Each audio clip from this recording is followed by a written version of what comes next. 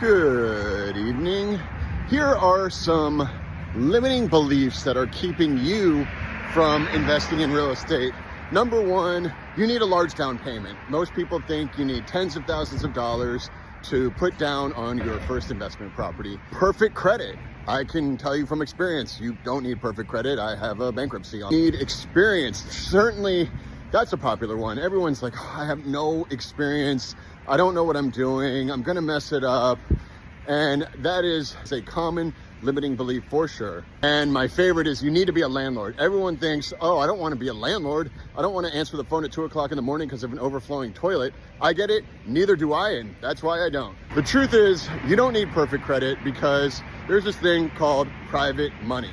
And what's great about private money is that it's all around you. You just need to learn how to look for it.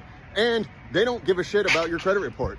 All they care about is how much money, how much cash flow that your deal is going to make them, because that's how you're paying them back, not from your credit score. You need a huge down payment. I'll give you 2 words: creative financing. And a lot of times you don't even need any down payment, depending on what kind of strategy you're using and what that specific deal is asking for. Creative financing is a very broad term. There are hundreds of ways to structure a deal with creative financing, and many of them require little to no down payment. You need experience. That is a big old fat lie. You don't need experience.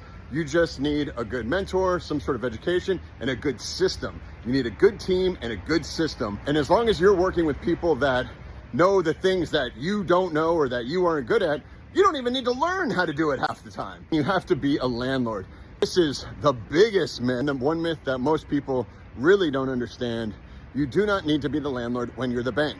When you're the bank, you don't have to get phone calls at 2 o'clock in the morning about an overflowing toilet. You wouldn't call Wells Fargo and tell them that your toilet was overflowing. No, you would call a plumber. That's exactly what you do when you're the bank in a real estate transaction. Super easy. Just list all the reasons why not.